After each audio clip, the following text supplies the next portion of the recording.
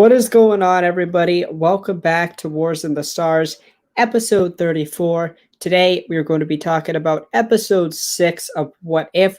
Later on in the show, we will get into Doctor Strange 2. We'll talk about the Venom Let There Be Carnage reactions and some possible spoilers about the post-credit scene. I have some ideas for it and some things that I heard. I also will talk a little bit about the Marvel and Star Wars future release dates for 2023 and beyond.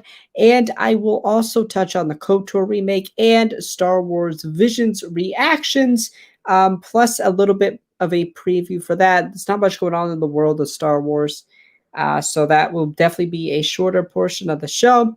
I have no major announcements. Alex will be back soon. He's telling me he's really excited to get back.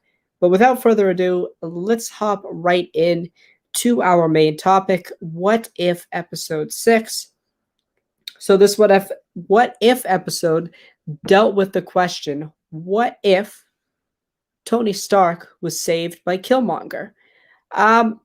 First off, before I get into more in-depth analysis of the episode, I just want to give my overall thoughts. I gave my overall thoughts earlier on TikTok, but I kind of want to also give them here on YouTube. Overall, I enjoyed the episode. It was probably my second least favorite of the show so far. The worst episode, I think, is the Captain Carter episode. But both of these episodes, Captain Carter and the Killmonger ones, aren't bad. I gave them 8 out of 10s. I think they're both very solid. Just when you compare them to the rest of the show, they haven't lived up to the likes of the Supreme Strange episode or the Marvel Zombies episode, which I think had a lot of heart in it. So just overall, I really enjoyed it. I enjoyed the storyline. I enjoyed the focus being on Killmonger.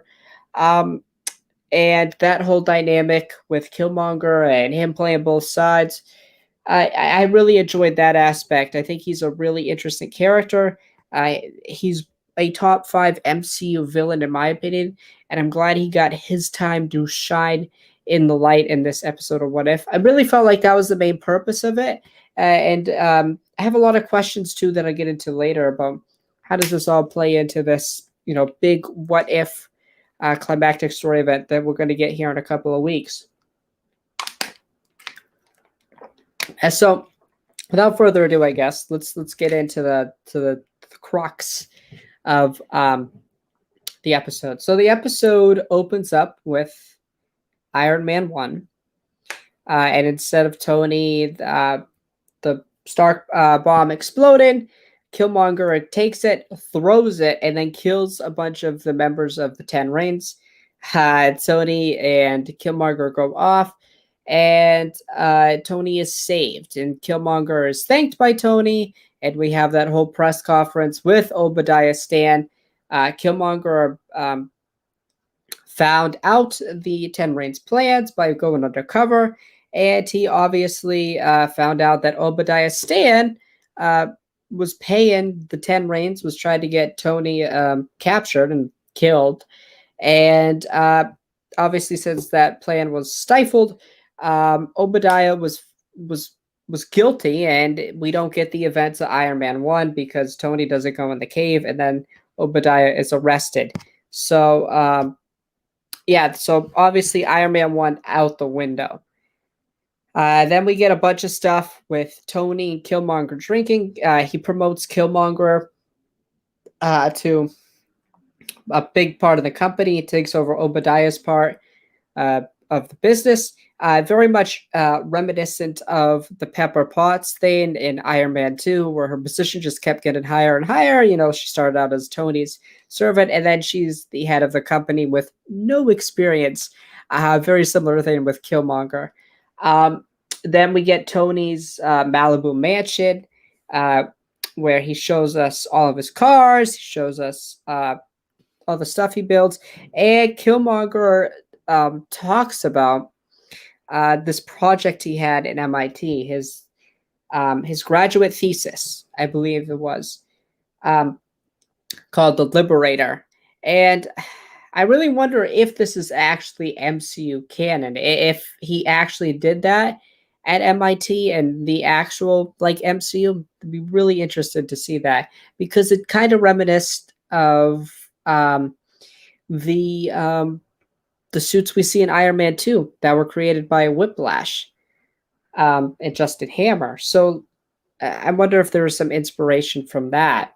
But I do really wonder if Killmonger had that idea for a suit, an AI type of thing that would take over human soldiers, or maybe it was just a thing for this universe. I'd really like to find that out. But I kind of want to go back a little bit because I glossed over something. So Tony doesn't have that valuable lesson. That kind of is the catalyst for him becoming a better person and subsequently a better hero.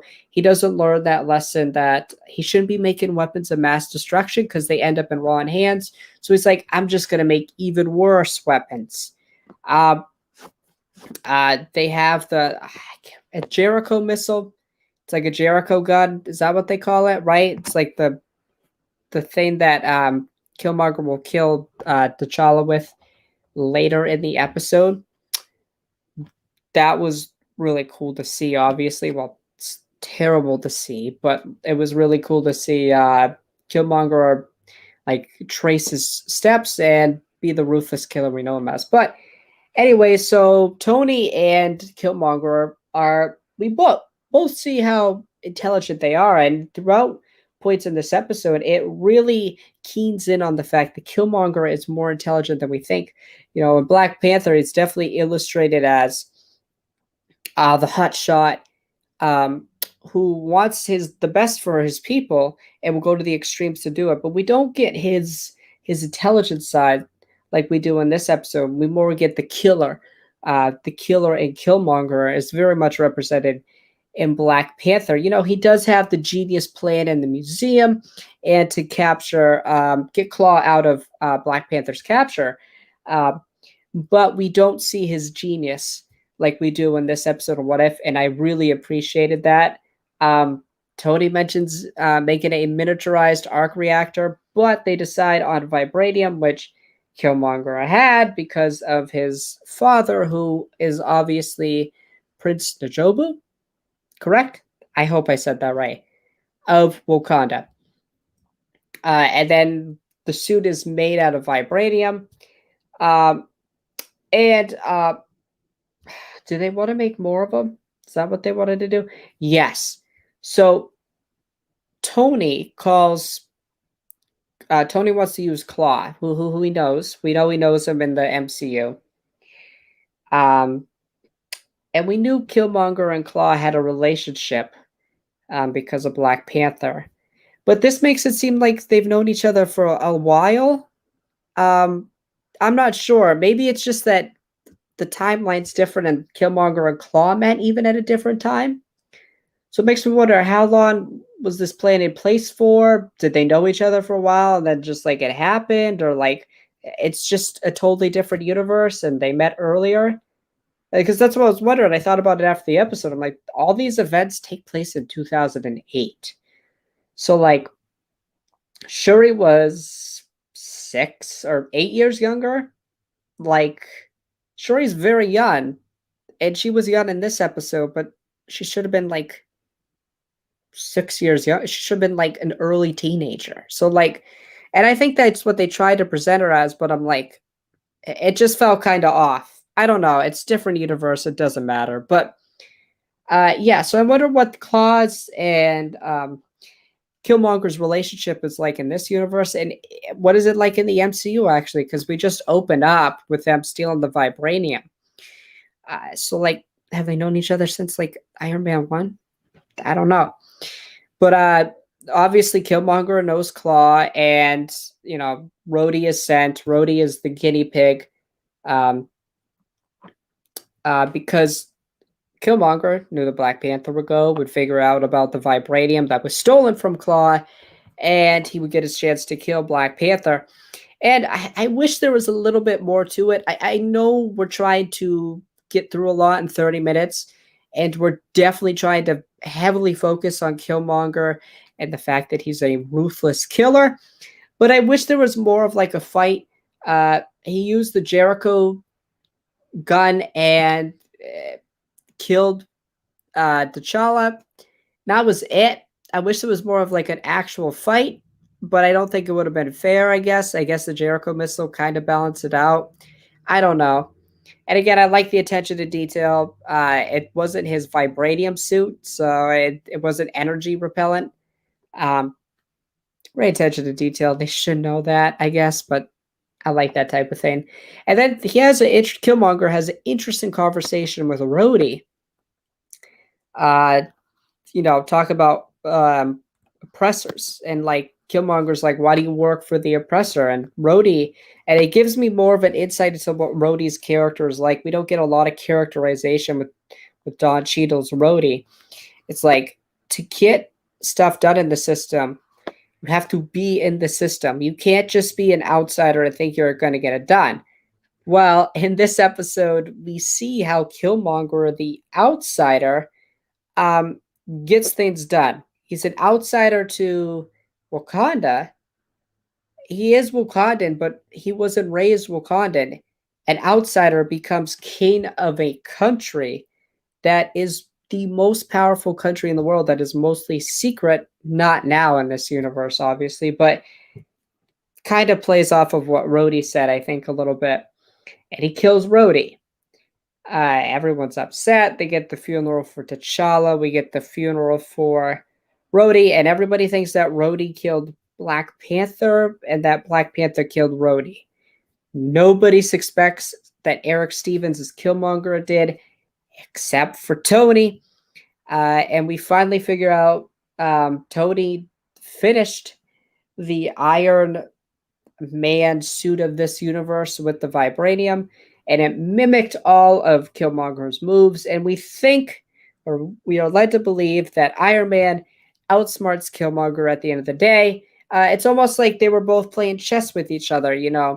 Killmonger was using Tony to help him build the suit, and Tony was using Killmonger. It was making sure that Killmonger didn't take advantage of him, and I really like that attention to detail. But ultimately, Killmonger outsmarted Tony Stark. I'm not saying he's smarter than Tony, but I'm saying that Killmonger is so intelligent that he could outsmart Tony Stark.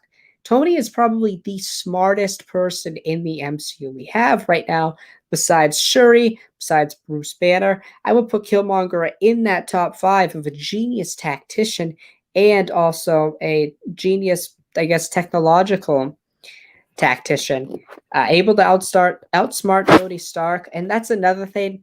Tony Stark is like the punching bag of What If.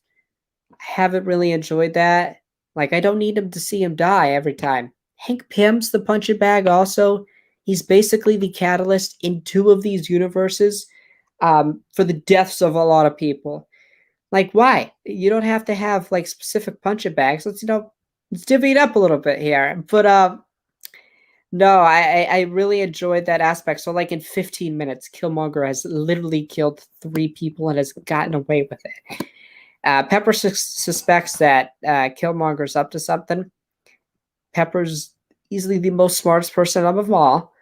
And then we get obviously that Wakanda wants to fight America, and that's according to General Ross. But we know Killmonger is pulling the strings.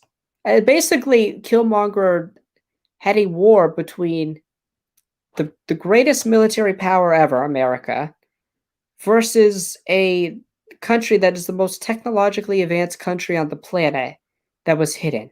He created that himself. That is insane.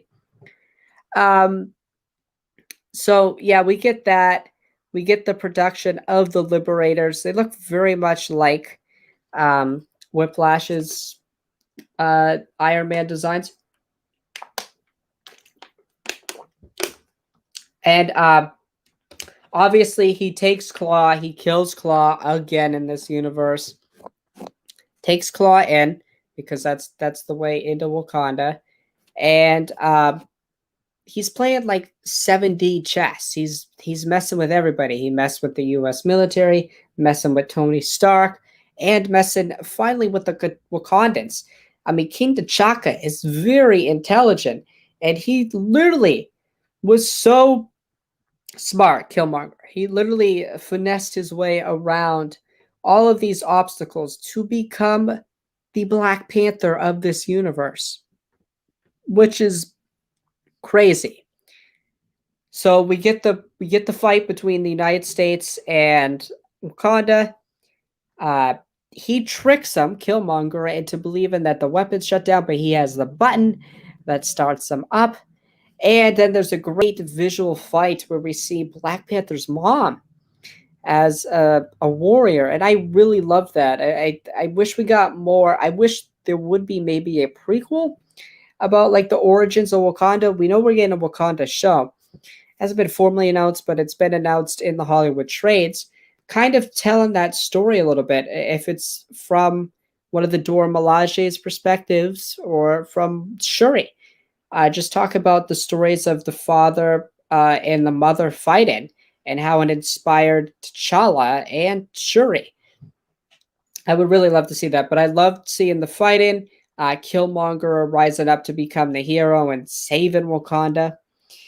And then obviously he becomes Black Panther. And at the end of the episode, we see Shuri in Pepper's office. Pepper presumably is the leader of Stark Industry now after the death of Tony Stark. Uh, and we figured out that Shuri knows that Killmonger killed these three people, Rhodey, um, Black Panther, and Tony. And that's what we know. But we do know that Killmonger is in the final episode with the Ultron Vision hybrid, the morph thing. So I'm really wondering, how does that work, because he's not really a hero. And I know the counter to that is going to be, well, Supreme Strange wasn't a hero. Well, Supreme Strange has a lot of regret in him. He has a lot of, shameful thoughts. He literally destroyed a universe and he didn't get what he wanted. Um, and yeah, how is Killmonger going to work together with those? They're not really heroes. So I wonder how that's going to work. And I wonder what's the dynamic between the T'Challa that is Star-Lord in a universe and him. What is that relationship like? How do they work together? I really want to see that dynamic a lot. And again, they keep killing us with T'Challa stuff. Like, it's just so heartbreaking because he's in the ancestral plane, and it's something I definitely think we're going to see in Black Panther Wakanda Forever with him and Shuri. And it's just like, it's gut wrenching. And just that conversation I really enjoy. Like, you can't make up for the mistakes of people of the past by doing the same thing. I just love T'Challa's wisdom in that, and Killmonger doesn't realize it.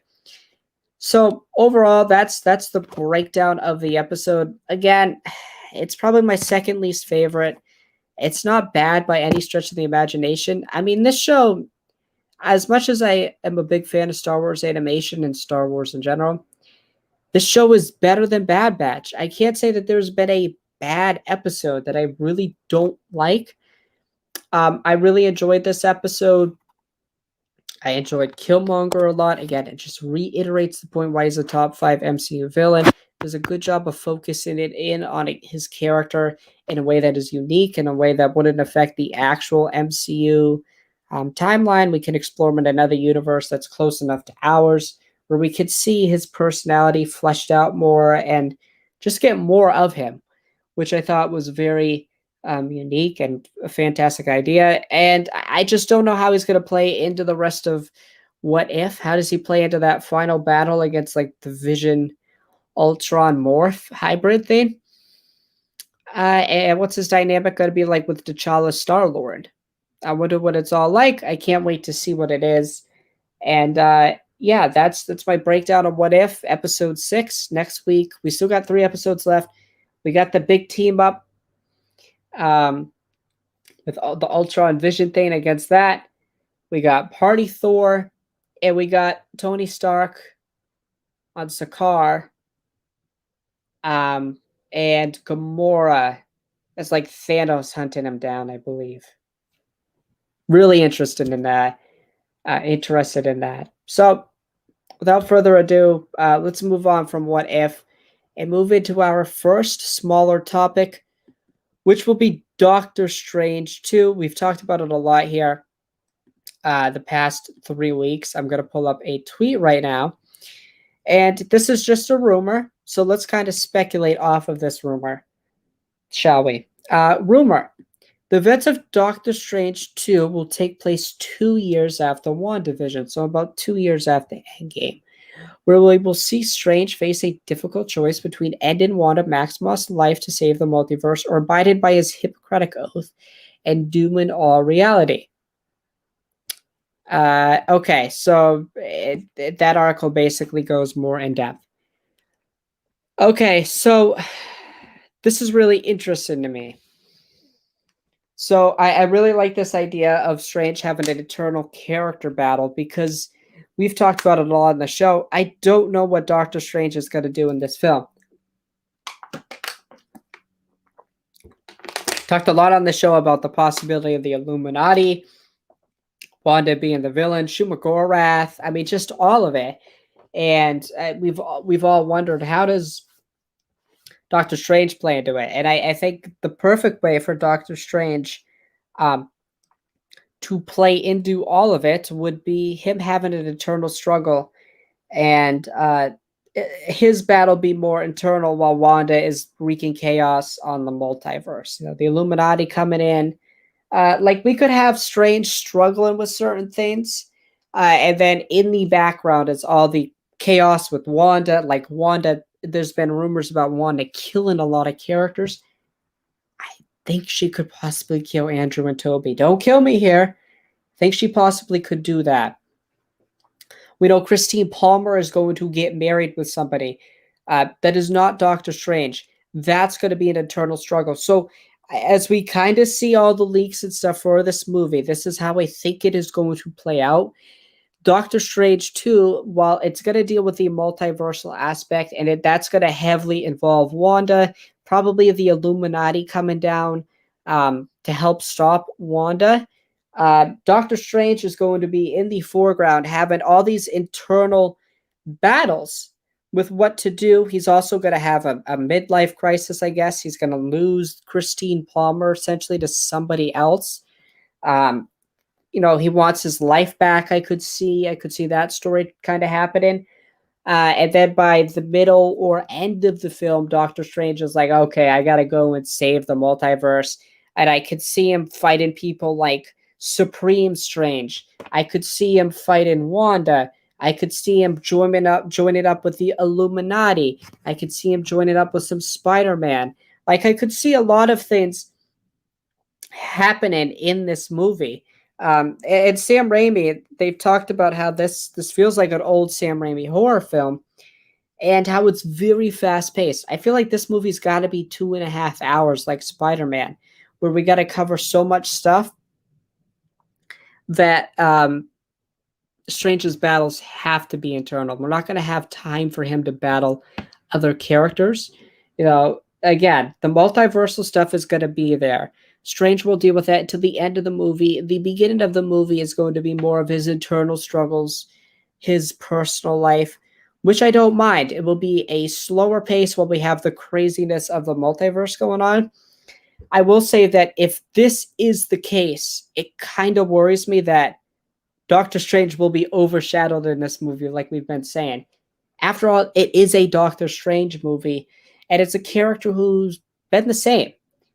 I like the first Doctor Strange a lot, but it's bland compared to the rest of the MCU. So I hope they do more with his character in this movie, and by him having internal struggles with like his Hippocratic oath or killing Wanda, who he was at an adventure with. That would be a perfect storyline. Him losing the love of his life to somebody else. I think that would be really cool. And it would just make a lot of sense to me because I don't want to just see Strange fight everybody. That's boring. I know we want to see the Wanda and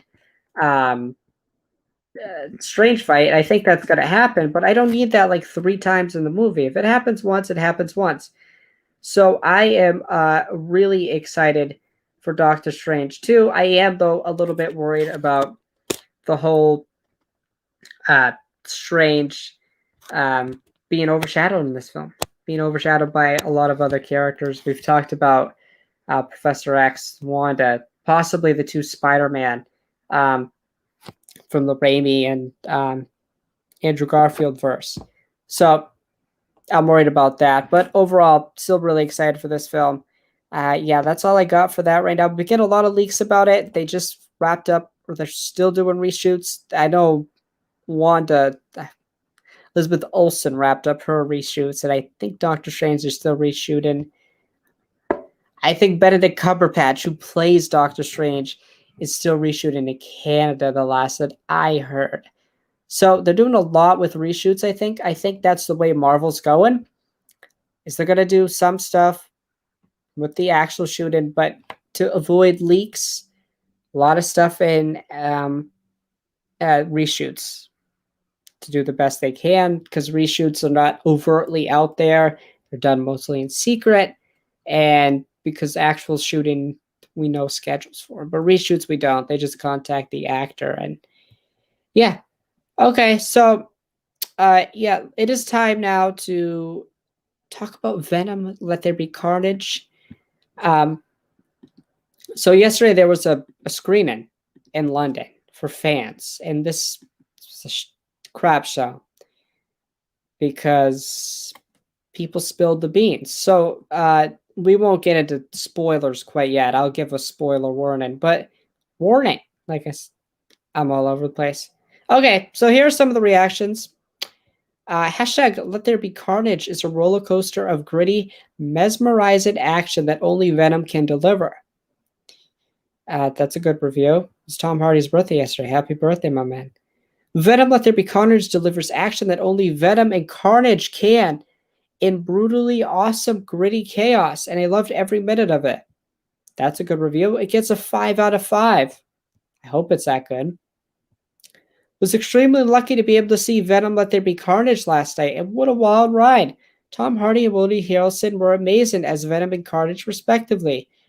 Do not leave your seat at the end. The audience went crazy. I wonder that could be. We'll talk a little bit about that. Just saw Venom Let There Be Carnage. Tom Hardy came on stage before the film to remind us to keep our lips sealed about the post-credit scene. But that post-credit scene, my lips are sealed. What a fun evening.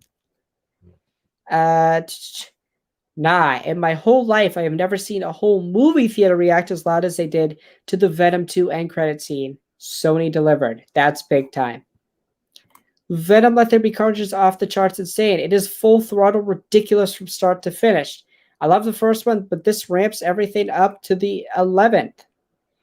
And holy bleep, that post-credit scene. If you thought the first Venom film was good, just wait till you see the second. Woody Harrelson did not mess about, and as usual, Tom Hardy was spectacular. Venom Let There Be Carnage fan first screen in Marvel. We were so lucky to see Venom a month before release. Keep our promise to Tom Hardy. Won't get any spoilers from me. Stay for the extra credits. Just saw Let There Be Carnage. You have to go see it, and I got to meet the totally lovely Andy Serkis and Tom Hardy.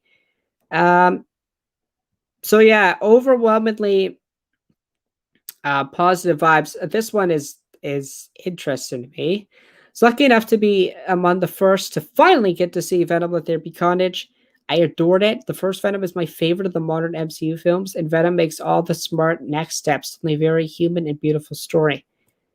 Let There Be Carnage is a frenzied mix of buddy romance, Venom and Eddie, and horror. Waste no time, get it down to the business, and not relent. Hardy is on fire, and Harrelson is Carnage. Okay. Somebody tweeted something, retweeted that it's a MCU film.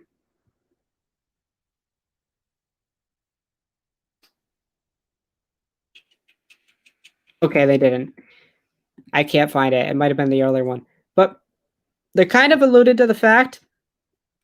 Okay. So let's speculate on the post-credit scene. There's possible spoilers here. The stuff, that I have heard and stuff that I am speculating on. It's a mixture of both. If you want to scroll away right now, Please do, because this is possible spoiler territory. Stuff that I've heard, plus um, speculation. People are saying it's an MCU film in their tweets. Now, why would they say that? Why would they say that it's an MCU film, even though we didn't say that about the first Venom? Nobody was saying that about the first Venom. I don't know if you guys remember, but about a year or so ago, there was a wild rumor that Tom Holland was going to be in Venom 3. You see where I'm going with this? I am pretty confident, also based off of what I heard, it is Tom Holland's Spider-Man that we see in the Venom Let There Be Carnage post-credit scene. That is nuts. I mean, that is bonkers. And first off, a lot of people in these threads were saying they enjoyed the first Venom film. I liked it. It was okay to me. It has a lot of pacing problems, but it fundamentally gets the character of Venom and Eddie right. Their dynamic is fantastic. I don't care for the villain, Riot, or Carlton. I don't care. He's a rich guy who I just don't care. Woody Harrelson is great in everything he's in, so I expect Carnage to deliver. And if people are highlighting that specifically, I love a good villain in a superhero movie. So if he delivers, then that's a chef's kiss for the movie.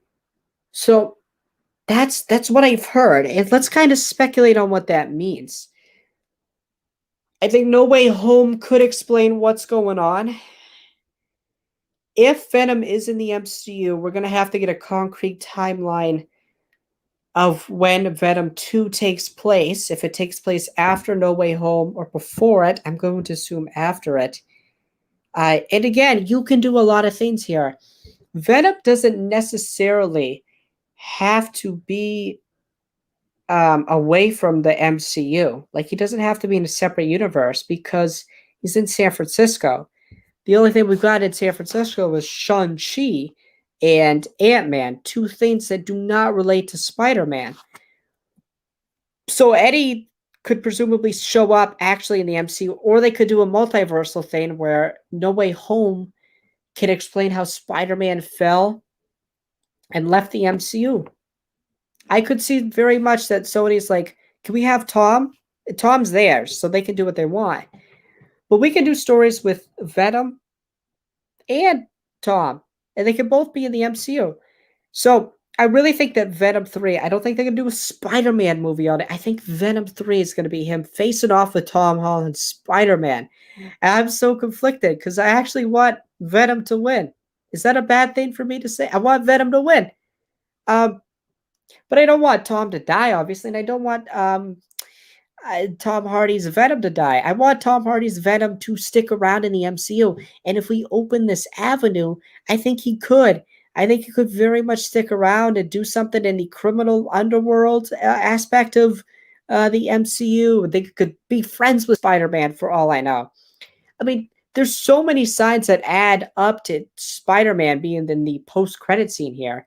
The report last year about Venom 3 featuring Tom Holland. The MCU, how they're talking about this as an MCU film. Sony Pictures is literally retweeting that.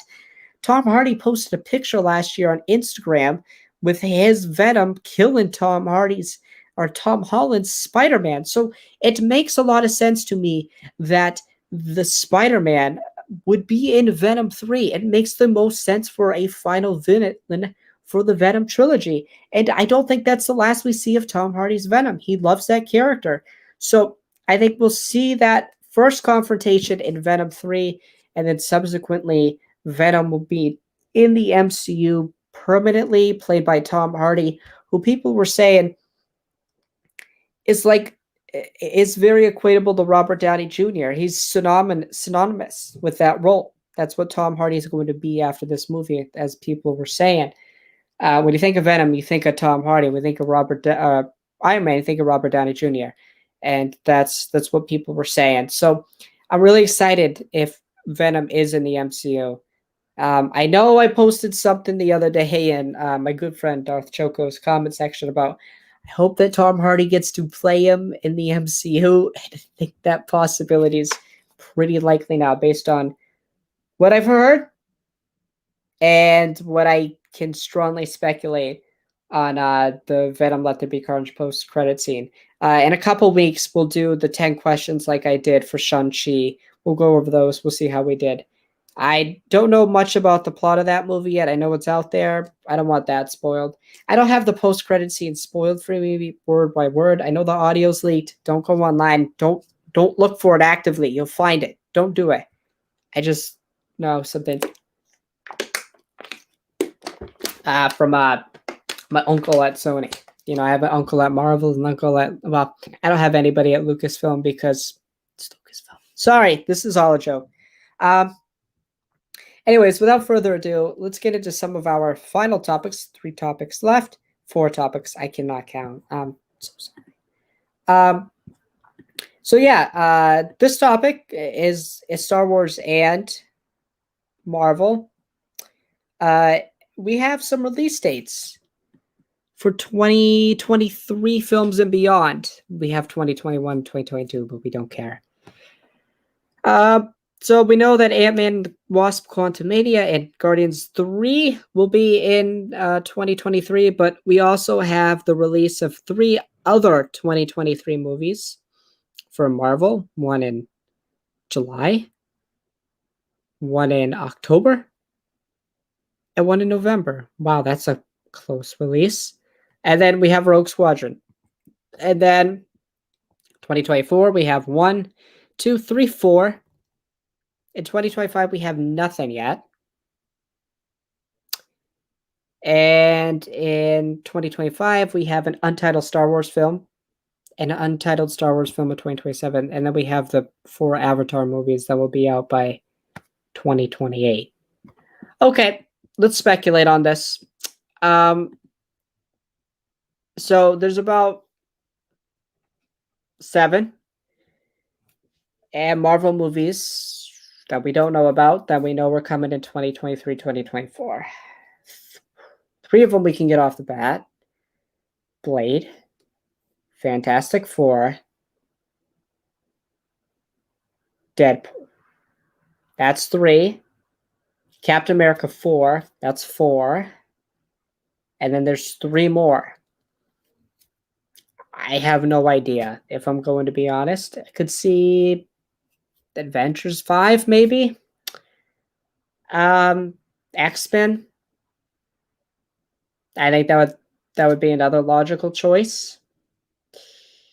I could see a sequel, I don't know, to Shang-Chi or Eternals that time. Probably not, but it's definitely a possibility. Nova.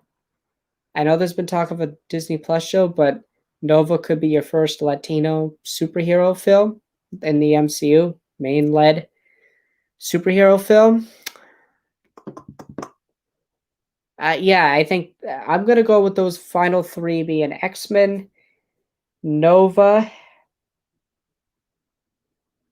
I don't think Secret Wars. I think it's going to have to be some big team-up movie. I have no idea. But I think I'm pretty solid on those other 4. X-Men, I think, is probably going to happen. Something with the multiverse. I'll say that. How about I say that? Something with the multiverse. That is the final setup before 2025, which I think will be Secret Wars. Again, 5 movies in 2023, 4 in 2022, plus 5 Disney Plus properties. So when we add it all together, by 2025, when I presumably think we'll get the next big event movie, we'll have like 40 plus projects in phase 4. That is plenty of time to set up another Infinity War Endgame style story. Remember, we only had 20 I'm saying only, but we had 20 films over a course of a 10-year span. If you could do Disney Plus and theatrical releases within a 5-year span and tell that story you want, go ahead. I know it's going to be a lot of content for us to consume and it's going to overwhelm people. I think that's the problem. Sony stuff too, if we have Morbius, a Venom 3, it's going to overwhelm people. So, like, the average audience is going to be confused, but it's going to work for diehards. I just worry about how it's going to work for normal people, the normal general audience. And then for the Star Wars movie, the 2025 one will be Taika's movie, and the 2027 will be the Michael Waldron, Kevin Feige produced one. I think that's going to be a big one. That's the 50th year anniversary of Star Wars being created. So I expect that film to be pretty big and set some pretty big stuff up moving forward. All right, last 3 topics. We're going to go through these in about 15 or so minutes. The first one is, I should pull it up. It's about Knights of the Old Republic. It's getting a remake. Okay, Star Wars: The Knights of the Old Republic strikes back with a new remake. Lucasfilm's Games Orion Kellogg and Asper's Ryan Treadwell speak exclusively with StarWars.com about remaking a video game classic. Okay, it's been rumored for a while. It has finally been confirmed that we will get a KOTOR remake. That is very exciting. Again, I'm not a huge video game person, but I know how special KOTOR is. Obviously, Revan was in the game engine footage. I don't believe it was actual like footage. I think it was just a game engine. I don't know what they do. I don't know what they call it. If I got that wrong, sorry. But it's Revan, and it's Bastila Shawn's voice. I know that. That's exciting. So it's a remake. So I have a couple questions that I think I know the answer to, or maybe not, but let's speculate. The big one is it canon or Legends? Now, canon or Legends shouldn't, on face value, affect your enjoyment of a Star Wars project, but it does. It does, because you'll invest more time in something that is canon because it actually matters to the timeline. And that's my problem with Visions. I'll get into that later. But I think it's going to be canon for a multitude of reasons. I think it's going to come out so far down the line in 2023 or 2024, like the Wolverine game on the Marvel side, that I really believe that by then we'll have some Old Republic stuff announced. This is just the tease of it. I really think that the High Republic kind of sets it up in the book form, and that after we're done with all this Mandoverse stuff and all these other cool projects like Kenobi, Lando, filling out the timeline, that the Old Republic is going to be the era that they explore, specifically with characters like Darth Bane, Darth Revan. They want to explore the dark side. That has been heavily rumored by leakers and scoopers. So I think this just is a tease of what we could get. I think the game will be reworked to make sense for canon. So the hyperspace is going to have to be different. Some of the power sets are going to have to be different. But you can still be very crazy in this game. We can see stuff we haven't seen before because it's thousands of years old in the canon timeline. But again, I don't think they just want to make a game for the sake of making a game. I think they actually want to make this canon, and they left it so open-ended that I really believe it's canon. They could have just flat out said it's Legends, but if it actually is canon, I think that would be their actual answer. What they said, leaving it open-ended, just for the fact that they don't want to spoil the surprise that we're going to actually get Old Republic stuff down the line. Maybe it's Taika's movie. I'm not sure, but I think it's more likely going to be in Disney Plus form. We'll just have to wait and see on that. So our next topic has to do with Star Wars Visions. Adam Frazier on Twitter was one of the people lucky enough to get the early screening. I wish I got that. Give me that, Star Wars. I'll be a shill. Joke. He said, oh my God, he got all the episodes of Visions. That's what everybody got. All the screeners, everyone was fortunate enough to get to screen it. That's what they all got, and that's what it looks like. Never seen what it looks like. Says episodes vary in length from 13 minutes to 22 minutes. Looks like the entire series runs about 2.5 hours, so about the length of Avengers Infinity War, so a long theatrical movie. Social embargo was 917. Review embargo is 921. Okay, so people got to see it early. That's very exciting. Good for them. And there's been some positive praise online today. They could give their short thoughts on it, I think, at 10 a.m. Eastern. But they could do much more than that. And I'm glad people really enjoyed it. I don't really know what to expect. I've seen the trailer. The trailer was really good. But guys, if I'm being honest with you, I don't really care. And I hate saying that because I saw how excited people were and I just didn't feel that excitement. It didn't captivate my eye. And I really feel bad about that, but that's honestly the way I feel. It's just like it wasn't a draw to me. It's something that's is designed for me. It's designed for me to watch more anime and appreciate the Japanese culture and their view on Star Wars. Star Wars, and I think that's really cool that Lucasfilm is diving into different cultures and their views on Star Wars. I think that's a really interesting take, but I'm just not a big anime fan, and I definitely think that there was a reciprocal, um, uh, a reciprocal, agreement between Lucasfilm and their studios. Lucasfilm is going to get to showcase the studios, so the studios are going to obviously generate more buzz because studios like Studio Trigger, I don't know the other studios, sorry, um, they're going to have people who want to see their other projects, so people will go watch those. So it's a mutually beneficial contract. But anyways, just my thoughts on Visions. I'm really excited to see some of the stories, but I'm not gonna wake up at 3 in the morning to watch it. I don't even wake up at 3 in the morning for What If, but I'm more excited to watch that. I kind of plan my day like, oh, I get to wake up and watch What If. That's very excited. Visions, I don't feel that. It feels like something. It's gonna be something I go through and I watch and I watch it. There's no really build up for me. The trailer looks great, but there's nothing in it that I'm excited for. And I think partly that is because of all the future stuff we're getting. Book of Boba Fett comes out in 3 months. Kenobi presumably comes out in a half a year. We get Andor next year. We get Mando. We get Bad Batch season 2, which I'm more excited for than Visions. So looking ahead, I'm looking ahead too far, I think, and I think that's definitely one of my problems. I'm not here just looking at the now, but the Visions doesn't gravitate towards me, and it's supposed to. I am just not really excited. There's stuff in the Marvel, even the DC side I'm more excited for. So like Visions, I'll watch it. Some of them I'll like, some of them I probably won't like. I'll probably come out more favorable than I am anticipation wise. So that's what I would expect.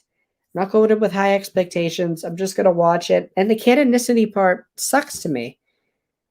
It really does. I know they wanted to give a lot of creative freedom to these studios, but if I'm going to invest my time in something, I want it to matter. I know that that's not the purpose of this show, but just the purpose for me as a fan, if I'm going to invest time in something, I want it to matter. And that shouldn't be the case, but it is.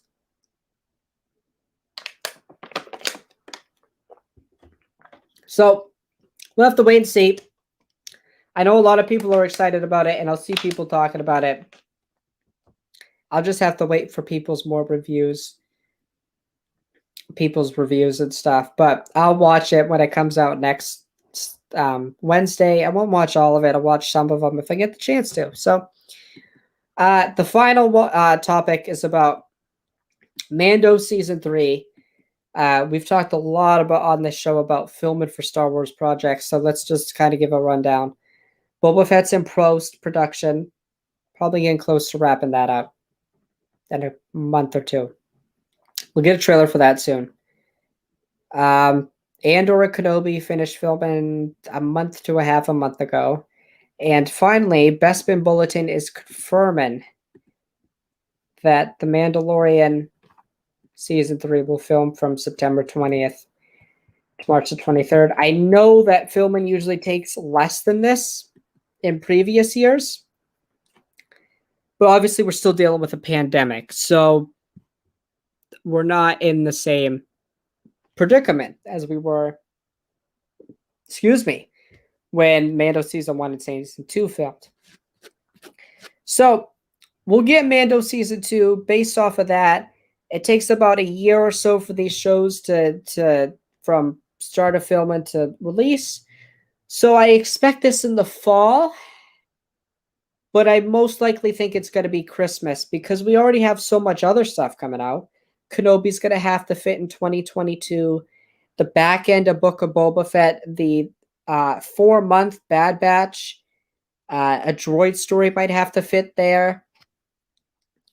Andor's 3 months have to fit in there. So the more you think about it, since Mando was filming last, it will obviously come out last.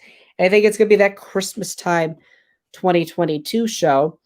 And I think that Book of Boba Fett will be that Mando Season 2.5, obviously given Boba's side of that story. So we won't be without Mandalorian content for a whole 2 years. We'll get the Book of Boba Fett, which we haven't heard much about. I hope to hear something about it soon, so we can actually have something to talk about in the Star Wars world. But yeah, film it in September to March, obviously longer because of COVID, and probably because they're going to do crazier stuff. I would expect Mandalore. I would expect a lot of other interesting things. So, yeah, very excited. It'll be the last show probably of 2022 or the first show of 2023, but I would bet on the last show of 2022. So, guys, that's going to wrap up the show. I want to thank you all for watching. If you watched live, if you watched on replay, thank you very much. If you want to check out some of these smaller segments, those smaller segments, if you're watching on Thursday, will be up on Thursday. If you're watching live, they'll be up on Thursday still. I don't know why I said that, but yeah, they'll be up on Thursday. I'll get them up at some point. I'm very busy with school and searching for colleges and stuff like that. But guys, I just wanted, again, thank you for coming. And we talked about a lot of great stuff today. Venom 2, Doctor Strange 2. Talked about the Marvel and Star Wars future movie releases. We talked about Visions. Talked about Mando Season 3 film estate and the KOTOR remake. In about 53 minutes, we got through a lot today. So guys, again, thank you. And may the Force be with you as always.